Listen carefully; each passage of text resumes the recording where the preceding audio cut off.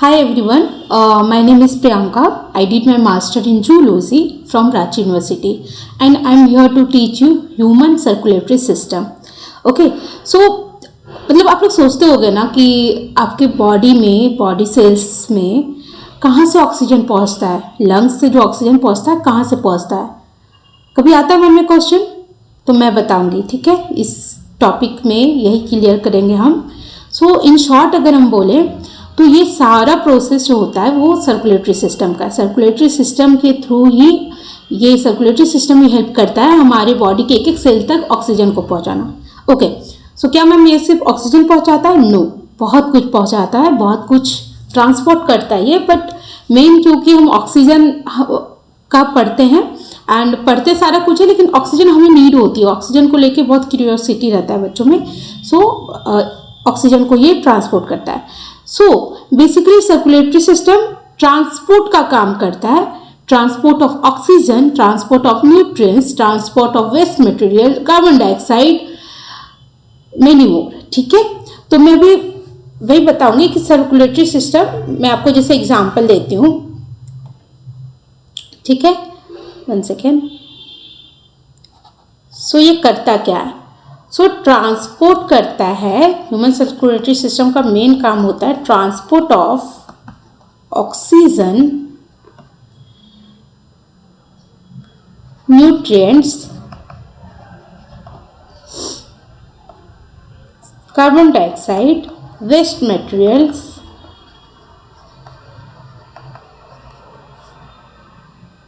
Hormones,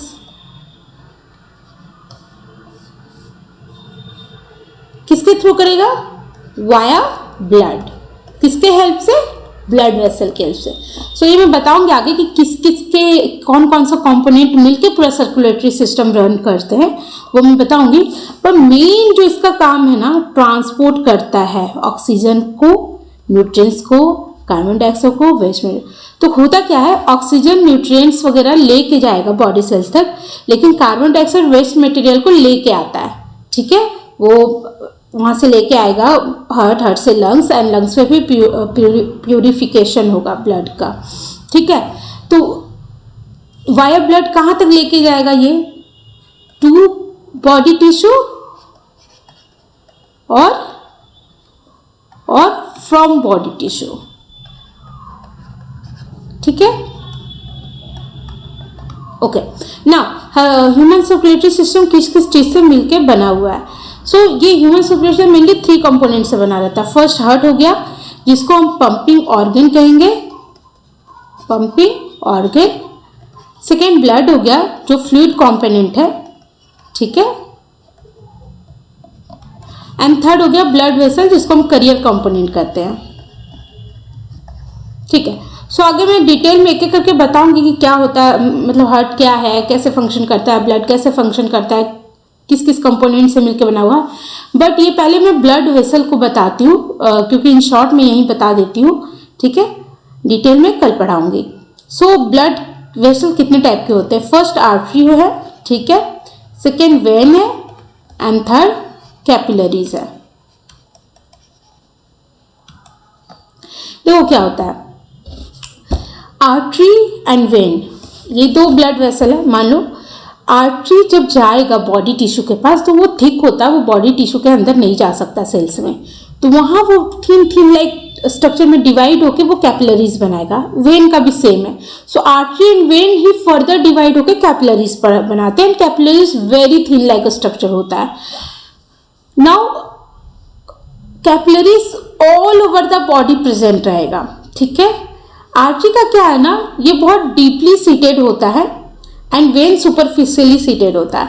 artery बहुत thick होगा, ठीक है, ये थिक होगा, इसमें वॉल्स एब्सेंट होंगे एंड इसका जो आर्टरी का वॉल है ना, वो थिक वॉल होगा बहुत ज्यादा। ठीक है, वेन का कंपेरेटिवली थिन होता है। सो कंपेरेटिवली थिन होगा, नॉट कि कैपिलरीज थिन होता है, सबसे थिन कैपिलरीज ही है, लेकिन vein compare to artery thin होगा। ठीक है, कंपेरेटिवली थिन होगा। एंड वॉल्व जो है इसमें प्रेजेंट होते हैं। क्यों प्रेजेंट होते हैं? ताकि वो बैक फ्लो को रोक सके, है ना। आर्टरी में ना वॉल्व नहीं प्रेजेंट होते तो वो जर्क में ब्लड फ्लो करता है, लेकिन वेन में ना वॉल्व प्रेजेंट होते हैं जिसके कारण उसका जो ब्लड है वो वापस ना जाए, इसकी वजह से वहाँ वॉल्व प्रेजेंट रहते हैं तो वो बैक फ्लो नहीं होता है। ठीक है, चलो अब मैं फर्दर पढ़ाती हूँ हार्ट। हार्ट क्या है और क्या स्ट्रक्चर है, इसके फंक्शन क्या है, ये सारा कुछ मैं बता रही हूँ। देखो ये हार्ट का मैं सिंपल डायग्राम बनाई हूँ। सिंपल मतलब एकदम ऊपर से आप देखोगे ना 2D स्ट्रक्चर में वैसा, जबकि हार्ट एक्चुअल में 3D स्ट्रक्चर होता है, पूरा ऐसा होता है। एंड ये हमारा मतलब फिस्ट का जो साइज होता है ना उस साइज का हार्ट होता है। सो ये मस्कुलर ऑर्गन होता है और ये मैं 2D स्ट्रक्चर एकदम सिंपली वे में आप लोगों को समझाने के लिए बनाई हूँ, क्योंकि 3D बताऊंगी ना तो अभी शायद आपके मतलब नहीं समझ आएगा, पल्ले नहीं पड़ेगा। सो मैं थोड़ा सिंप्लीफाइड करके इसको बताऊंगी, ये पहले ग्रैब कर लो, देन आगे मैं 3D स्ट्रक्चर भी नेक्स्ट क्लास में आपको अच्छे से समझाऊंगी। ठीक है, सो ये 2D मैंने बनाया है। अब होता क्या, हार्ट 4 चैम्बर होता है। देखो एक चैम्बर, 2, 3, 4। ठीक है, होता क्या है, लेफ्ट साइड और राइट साइड ना एक लाइन, एक वॉल से ये डिवाइडेड रहता है जिसको हम सेप्टा कहते हैं। देख रहे हो ना बीच में ब्लैक वॉल जो है वो, इसको हम कहेंगे सेप्टा। ठीक है, मैं इसको मार्क कर देती हूँ,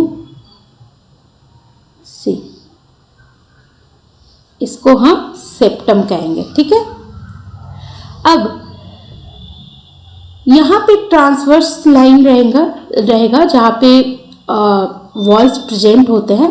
सो ये टोटल कितना चैम्बर हो गया, 4 चैम्बर हो गया।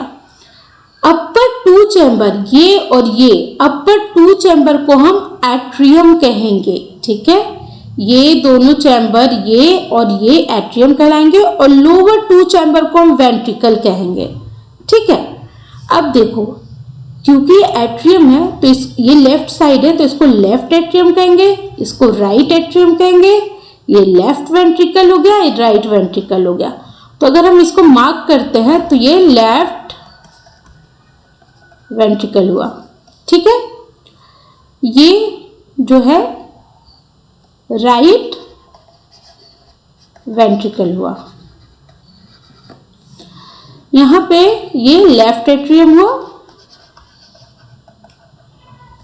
एंड ये देखो मार्क किया है मैंने, ये राइट एट्रियम हुआ। ये बहुत इंपॉर्टेंट है, हार्ट के वॉल को हम क्या कहेंगे, है ना।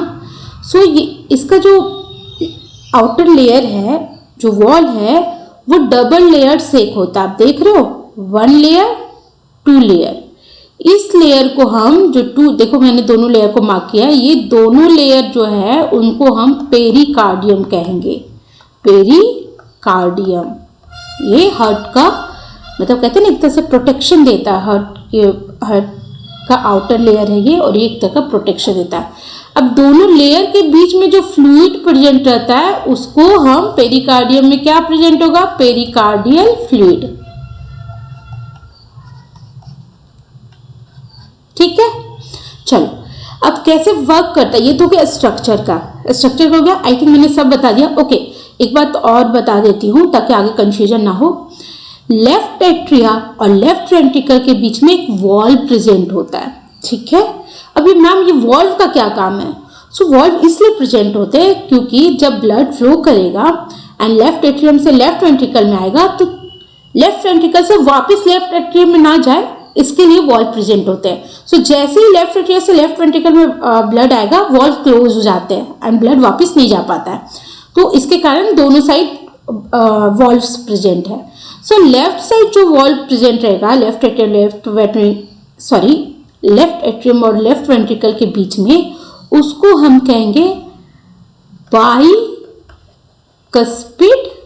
वॉल्व। एक और नाम है इसका जो जरूर याद रखना है, मिट्रल वॉल्व।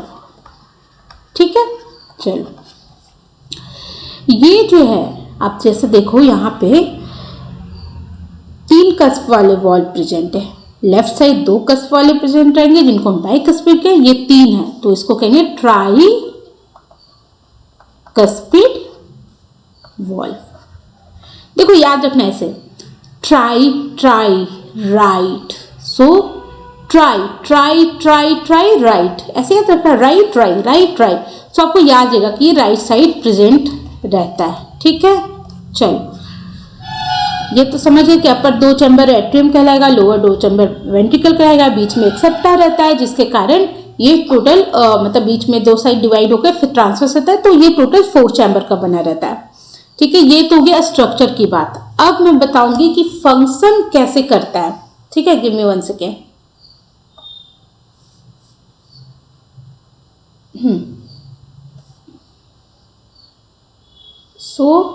ये फंक्शन कैसे करेगा, ठीक है। मैं एक चीज और यहाँ बताना जरूरी है, बता देती हूँ। देखो क्या होता है, जैसे कि ब्लड आया, एग्जाम्पल दे रही हूँ। अभी मैं ऑक्सीजनेटेड ब्लड, डीऑक्सीजनेटेड सब समझाऊंगी और डिटेल में बताऊंगी, बट अभी नॉर्मली इसको समझो। ऐसे ब्लड आया ब्लड गया, ठीक है, लेफ्ट एट्रियम से लेफ्ट वेंट्रिकल में आगे फ्लो हुआ। अब मैम यहाँ से कहाँ जाता है ब्लड, क्वेश्चन उठेगा ना। सो ये ऑक्सीजनेटेड ब्लड रहता है जो लेफ्ट साइड फ्लो करता है, तो वो जाएगा आपका एओर्टा में। तो ये क्या बनाया मैंने, एओर्टा बनाया है। और यहाँ पे भी मैम वर्ड प्रेजेंट रहता है, यस प्रेजेंट रहता है। सो इसको हम ये जो देख रहे हो ये तो हो गया एओर्टा, मैंने यहाँ मार्क कर दिया, सॉरी 1 सेकेंड। हाँ ये हो गया आपका एओर्टा, और जो ये वॉल्व प्रेजेंट है इसको एओर्टिक वॉल्व कहेंगे, ठीक है। चलो मैम राइट साइड का क्या होता है, ठीक है। राइट साइड उधर आया ऑक्सीजनेटेड ब्लड, इधर क्या आया ऑक्सीजनेटेड ब्लड, इधर क्या आएगा डीऑक्सीजनेटेड ब्लड आया, ठीक है।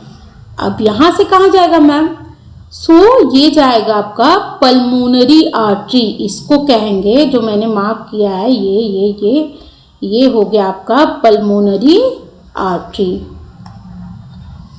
ओके, पल्मोनरी वर्ड है तो जरूर ये लंग्स में जाएगा, ये याद रखना। जहां भी आर्टरी वेन में पल्मोनरी आए ना वो लंग्स से रिलेटेड होता है, ठीक है। अब देखो यहाँ पे वॉल्व प्रेजेंट रहेगा, यस यहाँ पे भी रहेगा, इसको हम पल्मोनरी वॉल्व कहेंगे, ठीक है।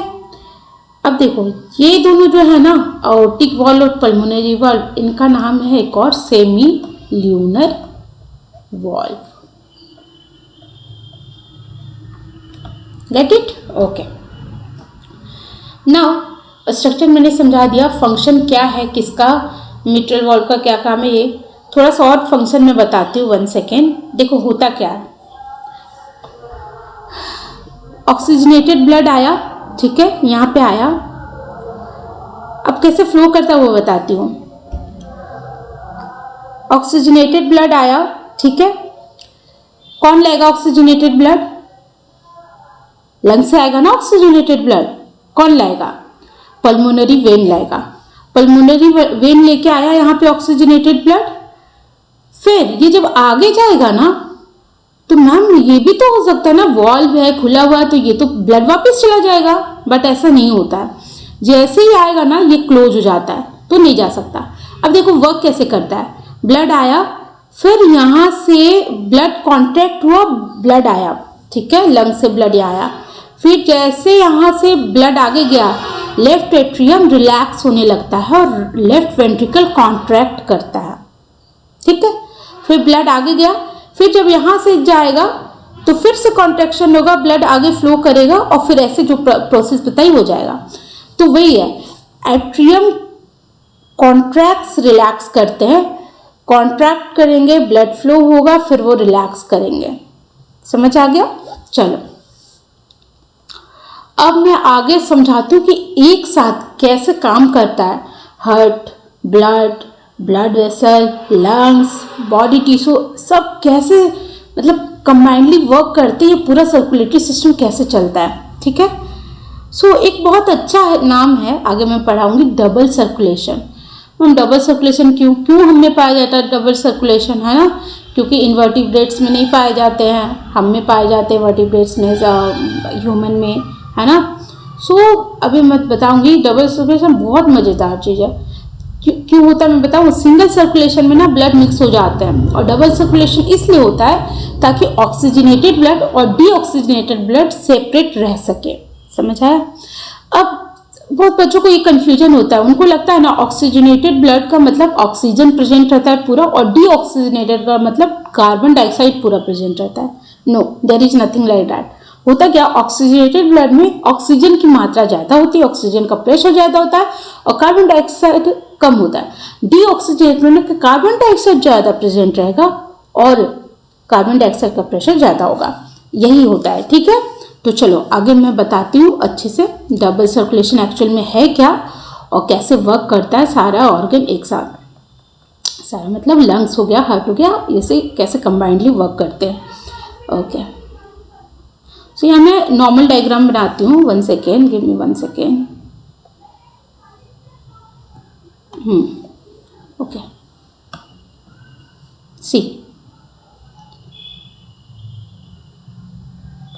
ये मैं नॉर्मल एकदम सिंपल डायग्राम बना रही हूँ हार्ट का। ठीक है, यहाँ पे बनाऊंगी लंग्स,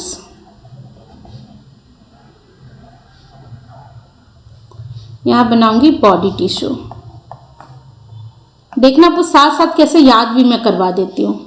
ठीक है, अब देखो ये हो गया left atria, left ventricle, right atria, right ventricle. Okay, ये भी क्वेश्चन आ सकता है कि मैम ये राइट साइड को लेफ्ट साइड क्यों बता रहे हो। सो ये हम मतलब मैं अपने साइड से ही नहीं ले सकती हूँ, ये बुक का साइड, ब्लैक बोर्ड का साइड, ये आपके साइड से ये लेफ्ट राइट हम काउंट करते हैं। ठीक है, चलो अब दिखाती हूँ मैं कैसे ऑक्सीजनेटेड ब्लड जाएगा, कहाँ से जाता है, कौन लेके जाता है। एक चार्ट के बेसिस पे मैं आपको समझाऊंगी जिससे आपको याद करना बहुत ईजी हो जाएगा। ठीक है, सो आई विल ट्राई कि मैं कितने ईजी तरीके से आपको बता सकूं। ओके, याद रखना मैं ऑक्सीजनेटेड ब्लड को पूरा पाथवे को आपको रेड से दिखाऊंगी और डी ऑक्सीजनेटेड को ब्लू से दिखाऊंगी। ठीक है, चलो सो यहां से मैं रेड सेलेक्ट करती हूँ। सी हम चलो पहले डीऑक्सीजनेटेड ही बता देती हूँ। 1 सेकेंड। देखो हम जानते हैं कि बॉडी टिश्यू में हमारा जाएगा ऑक्सीजनेटेड ब्लड और वहाँ से जो ब्लड निकलेगा फिर वो डीऑक्सीजनेटेड रहेगा, कार्बन डाइऑक्साइड की मात्रा ज़्यादा रहेगी। सो यहाँ से बॉडी से डीऑक्सीजनेटेड ब्लड निकला और ये जाएगा राइट एट्रियम में। ठीक है, ब्लू से दिखा रही हूँ मतलब डीऑक्सीजनेटेड ब्लड राइट एट्रियम में गया, आगे गया वॉल्व के थ्रू और ये राइट वेंट्रिकल से फिर जाएगा लंग्स में प्यूरिफाई होने के लिए। ठीक है, अब यहां से बॉडी टिश्यू से कौन लेके जाएगा डीऑक्सीजनेटेड ब्लड। सो ये वेना केवल लेके जाता है, ये लार्जेस्ट वेन है हमारे बॉडी का। ठीक है, ये जो मैं मार्क कर रही हूँ ब्लड का फ्लो को मार्क कर रही हूँ। अब जो यहां से गया, मैं बताइए ना बॉडी टिश्यू से डीऑक्सीजनेटेड ब्लड गया, यहाँ लिख देती हूँ मैं, कंफ्यूज नहीं करना आप लोग, deoxygenated blood.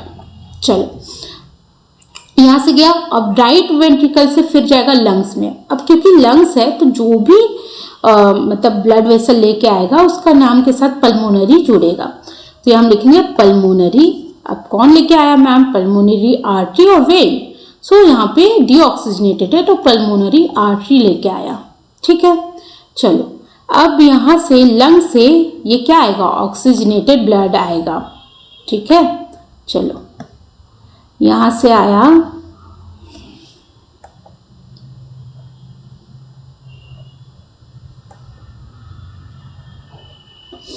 One second,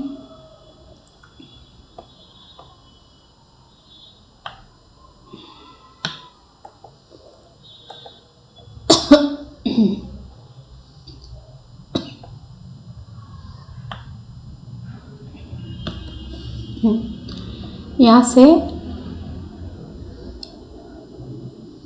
oxygenated blood आएगा। ठीक है, 1 सेकेंड में थिकनेस आई थिंक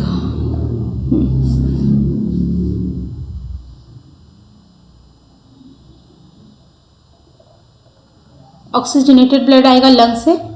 कहाँ जाएगा ये लेफ्ट एट्रियम में जाएगा। कौन लेके आएगा मैम, सो यहाँ पे क्योंकि लंग्स है तो हम फिर से पल्मोनरी वर्ड याद रखना है कि जो भी लंग्स से निकलेगा और लंग्स के पास आएगा वो पल्मोनरी वर्ड तो रहेगा ही। सो पल्मोनरी वेन लेके आएगा। ठीक है, अब यहाँ से आगे फर्दर फ्लो क्या, लेफ्ट एट्रियम में गया, लेफ्ट एट्रियम से लेफ्ट वेंट्रिकल में गया, देन लेफ्ट वेंट्रिकल से फिर बॉडी टिश्यू में आएगा।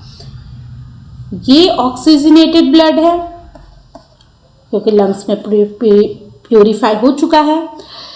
नाउ यहां से जो बॉडी टिश्यू जाएगा ये भी ऑक्सीजनेटेड ब्लड रहेगा। अब देखो मैम इसको कौन लेके आएगा? सो अओर्टा लार्जेस्ट आर्टरी है हमारे बॉडी का। ठीक है, लार्जेस्ट आर्टरी ये लेके आएगा अओर्टा। देखो कितना इजी वे में मैं बता रही हूँ, इतना इजी चार्ट में बताई। अब ये समझो ये डबल सर्कुलेशन क्यों कहे वो समझो। यह देख रहे हो एक सर्कल बन रहा है, एक सर्कुलेशन, और इधर एक सर्कल बन रहा है, एक दूसरा सर्कुलेशन। नाउ हार्ट से लंग्स का डिस्टेंस बहुत कम रहता है तो ये सर्किट छोटा होता है एंड ये सर्किट बड़ा होता है क्योंकि बॉडी टिश्यू सोचो आप हार्ट से कितना दूर दूर में, पूरे बॉडी में ही बॉडी टिश्यू है तो इसको कहाँ कहाँ ब्लड लेके जाना होता होगा। तो ये सर्किट बहुत बड़ा रहता है। तो अब हम इसका नाम देंगे, ठीक है, नाम देंगे तो ये हो जाएगा स्मॉलर सर्कुलेशन और सिस्टमिक सर्कुलेशन और स्मॉलर। ठीक है, ऐसे याद रखना स्मॉलर सर्कुलेशन। और इसको कहेंगे, ओ sorry my mistake,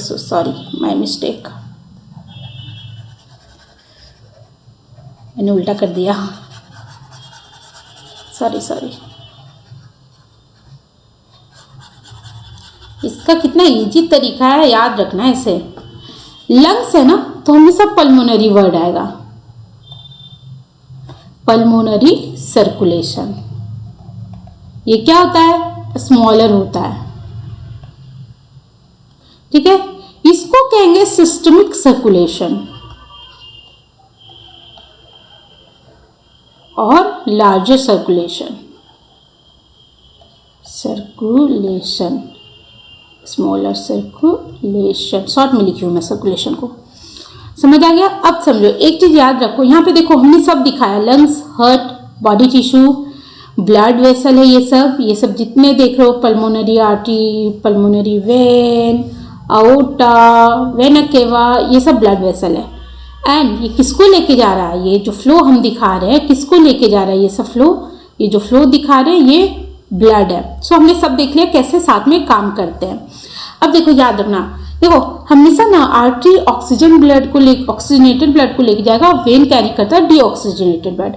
but exception है बस एक ही जगह, जहां पल्मोनरी उनके साथ लग जाए वो उल्टा काम करता है। सो आर्टरी ऑक्सीजनेटेड लेके जाता है, लेकिन यहाँ पल्मोनरी आर्टरी है तो ये डीऑक्सीजनेटेड ब्लड लेके जाएगा। ठीक है, यहाँ देखो वेन हमेशा डीऑक्सीजनेटेड लेके जाएगा, लेकिन क्योंकि ये पल्मोनरी वेन है तो ये ऑक्सीजनेटेड ब्लड लेके जाएगा। गुड, याद रहेगा। चलो अब आगे मैं बताती हूँ थोड़ा सा ब्लड के बारे में। ठीक है, आई थिंक ये समझ आ गया होगा। ठीक है, देखो क्या है ब्लड, है क्या? कनेक्टिव टिश्यू है। ब्लड ही मतलब ब्लड से ही ट्रांसपोर्ट होता है ऑक्सीजन का, कार्बन डाइऑक्साइड का, न्यूट्रिएंट्स, हार्मोन्स, जितने भी चीज होते हैं, है ना। सो ब्लड मेनली 4 चीज से बना रहेगा। क्या क्या चीज से? प्लाज्मा से, दूसरा होगा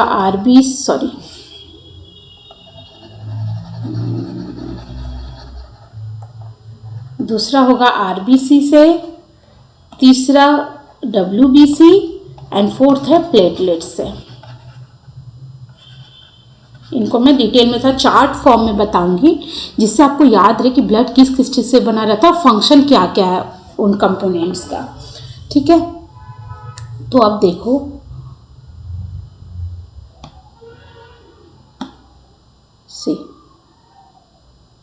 ये मैंने पहले से बना के रखा है तो ताकि टाइम थोड़ा कम कंज्यूम हो, है ना। सो आप यहाँ देख सकते हो ब्लड है तो किससे किससे बना रहेगा? Blood, plasma and other cell component.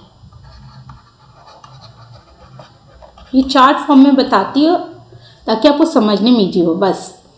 अब देखो ब्लड प्लाज्मा है ना, वो ब्लड का 50 to 55% होता है, लेकिन अदर सेल कंपोनेंट्स है वो ब्लड का 40 to 45% प्रेजेंट होगा। समझ आ गया? चलो अब देखो फर्दर, पहले मैं ये बता देती हूँ कि इसमें होता क्या है, ब्लड प्लाज्मा में क्या क्या होता है, ठीक है। सो इसमें 90 to 92% वाटर रहेगा, समझे। 7% प्रोटीन रहता है। प्रोटीन में कौन कौन सा, जैसे अल्ब्यूमिन हो गया, ग्लोब्यूलिन हो गया एंड एक्सेट्रा, ठीक है। 1% जो होगा 1%, देखो 7 to 8% रहता है आपका जो भी प्रोटीन।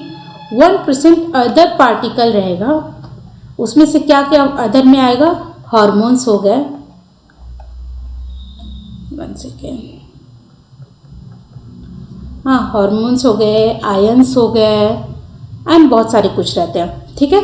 चल सॉल्ट्स, हार्मोन्स, आयंस है ना, वेस्ट मटेरियल भी कुछ रहते हैं, सो ये प्रेजेंट रहेगा।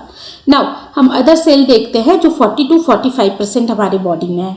ये फर्दर क्या डिवाइड होगा, तो बोलोगे मैम आपने तो ऊपर 4 बताया, अभी एक ही बता रहे हो, तो ये 3 ये अदर सेल कंपोनेंट्स में आएंगे। सो फर्स्ट है हमारा रेड ब्लड सेल्स,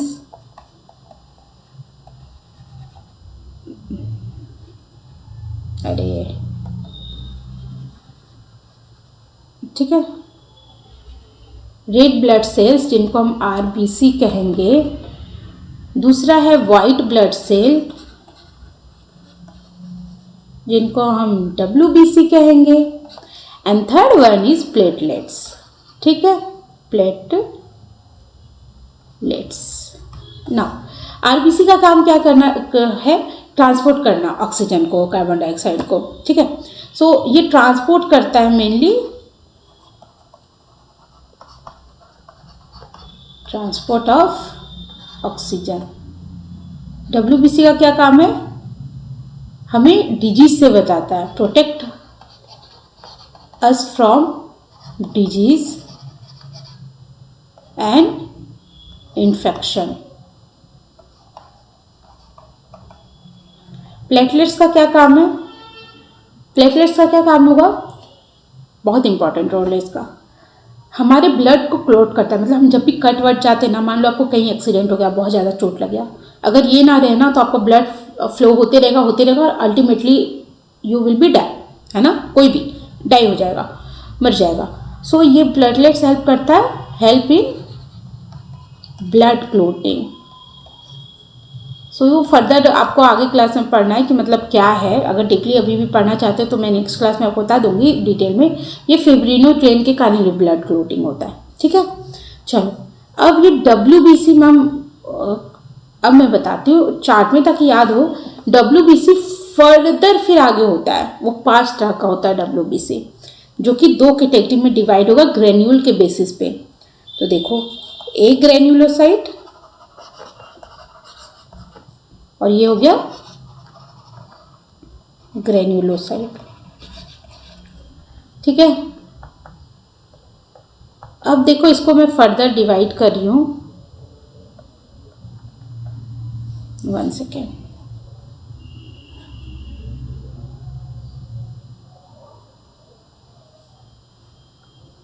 हाँ फर्दर डिवाइड कर रही हूँ ग्रेन्यूलोसाइट को। सो ग्रेन्यूलोसाइट कौन कौन सा है, मैंने बताया ना 503 ग्रेन्यूलोसाइट होंगे, basophil, eosinophil and neutrophil. Basophil में क्या होगा, ये किस लिए होगा, इन्फ्लामेशन, मेनली इन्फ्लामेशन में हेल्प करता है। जब भी हमारे बॉडी में इन्फ्लामेशन हो जाएगा तो ये रिलीज होता है, ठीक कर देता है। स्नोफिल कब रिलीज होगा, एलर्जी जब हमें होता है, ठीक है, तो हमें एलर्जी से ये हेल्प करता है। न्यूट्रोफिल का क्या काम है, तो ये फेगोसाइटिस करता है, मतलब जितने भी फॉरेन पार्टिकल, ऐसा कुछ अनवांटेड चीज़ हमारे बॉडी में है तो उसको ये खा जाएगा। सो ये फेगोसाइटिक है। ठीक है, चलो अब आते हैं हम, 1 सेकेंड, हाँ, अब आते हैं हम ए ग्रेनुलोसाइट में। ओके, अच्छा मैं नहीं बता ही देती हूँ। आपको याद कैसे रहेगा कि मैम इसमें भी 2 हैं, यहाँ भी 3 हैं, मुझे याद कैसे रहेगा किस कौन ग्रेनुलोसाइट है, कौन ए ग्रेनुलोसाइट है? सो सिंपली तरीका है, क्या है ये? बी से बेसोफिल, ई से इस्नोफिल, एन से न्यूट्रोफिल, बेन ग्रेनुलोसाइट में आता है। अब अपना शॉर्ट ट्रिक कुछ भी निकाल लो, ठीक है। चलो ए ग्रेनुलोसाइट में बताती हूँ। पहला है लिम्फोसाइट एंड दूसरा है मोनोसाइट। लिम्फोसाइट का काम है इम्यूनिटी देना, मतलब इम्यूनिटी क्या होता है? प्रतिरोधक क्षमता, मतलब हमें डिजीज से लड़ने में हेल्प करता है, डिजीज नहीं होने देगा जल्दी, है ना। लिम्फोसाइट फिर फर्दर 2 तरह के होते हैं, इतना डिटेल में आपको पढ़ना नहीं, फिर भी मैं थोड़ा बता देती हूँ, B cells and T cells. चलो मोनोसाइट क्या होते हैं मैम? सो ये भी फेगोसाइटिक होता है नेचर में, ये भी कुछ भी फॉरेन पार्टिकल ऐसा आया उसको खा के खत्म कर देगा। ठीक है, अब कहोगे मैम ये तो कंफ्यूजन वाली बात हो गई, न्यूट्रोफिल भी फेगोसाइटिक है, मोनोसाइट भी फेगोसाइटिक है ना, तो कैसे याद रहेगा आपको वो मैं आपको बताती हूँ, ध्यान से देखो। चलो मैं यहाँ लिखती हूँ, क्या है? न्यूट्रोफिल, मोनोसाइट, क्या है ये? फेगोसाइटिक।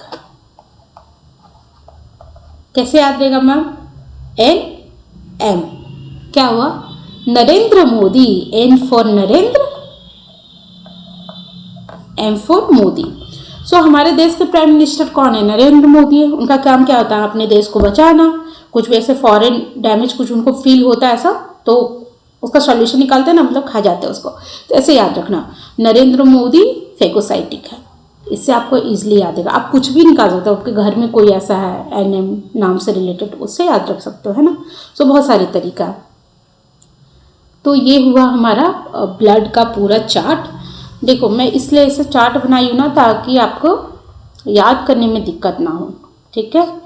चलो अब मैं पूरा ये एक बार शॉर्ट में बता देती हूँ, क्या है सर्कुलेटरी सिस्टम, मेनली क्या काम करता है। अच्छा मैं शुरू में थोड़ा सा ये नहीं बताई, सर्कुलेटरी सिस्टम 2 तरह का होता है, ओपन एंड क्लोज। हम लोग में क्लोज होता है, ह्यूमन बीइंग में क्लोज होता है। ओपन क्या होता है मैम? सो ओपन में ब्लड वेसल नहीं होगा, वो ओपन स्पेस में ब्लड फ्लो करेगा, उस ओपन स्पेस को साइनोसिस कहेंगे।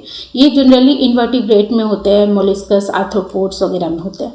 क्लोज सर्कुलेटरी सिस्टम वर्टिब्रेट्स में होते हैं एंड ह्यूमन बींग्स उसके एग्जाम्पल हैं, सो उसमें भी होगा। एक एक्सेप्शन है क्लोज सर्कुलेटरी सिस्टम का, एनेलिड्स। वो है तो इनवर्टिब्रेट्स बट उनमें क्लोज सर्कुलेटरी सिस्टम पाया जाता है।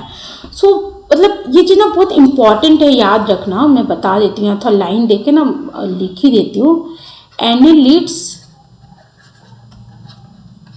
Where first to have closed circulatory system. ठीक है, ठीक है। सो इतना तो याद ही रहेगा कि 2 तरह का सर्कुलेटरी सिस्टम होता है। चलो अब मैं बताई कि क्या काम होता है सर्कुलेटरी सिस्टम का main. So oxygen, nutrients, carbon dioxide, waste material, hormones, ये सबको ट्रांसपोर्ट करता है। सो ऑक्सीजन न्यूट्रिएंट्स वगैरह को लेके जाएगा बॉडी टिश्यू तक, और कार्बन डाइऑक्साइड वेस्ट मटेरियल को लेके आएगा ब्लड के थ्रू। ठीक है, अब 3 कंपोनेंट से बना हुआ हार्ट, ब्लड वेसल, एंड कैसे तीनों काम करते हैं साथ में, ये मैंने आपको बता दिया। ये डबल सर्कुलेशन समझा दिया। अब देखो ब्लड भी हो गया। थोड़ा सा अब मैं आपको एक क्वेश्चन पूछती हूँ, नेक्स्ट आपको और चीज़ें नेक्स्ट क्लास में बताऊंगी कि आर्टरी, वेन वगैरह डिटेल में थोड़ा सा समझाऊंगी क्या होता है। फिर कैसे कार्डियक साइकिल थोड़ा सा होता है, उसका थोड़ा टच दूंगी। बट अभी मैं आपको एक क्वेश्चन पूछती हूँ, आप बता सकते हो कि मतलब एक सर्कुलेशन कितने देर में कंप्लीट होता है हार्ट का? जो पूरा एक सर्कुलेशन बताई हार्ट का कि ब्लड ऐसे कैसे कितने हैं पता है किसी को? नहीं, चलो मैं बताती हूँ। 1 मिनट अप्रॉक्स लगते पूरा एक सर्कुलेशन होने में। ठीक है, चलो आज के लिए इतना ही। सब मैं बहुत ट्रिक के साथ बताई हूँ, सो याद करना कोई मुश्किल नहीं होगा।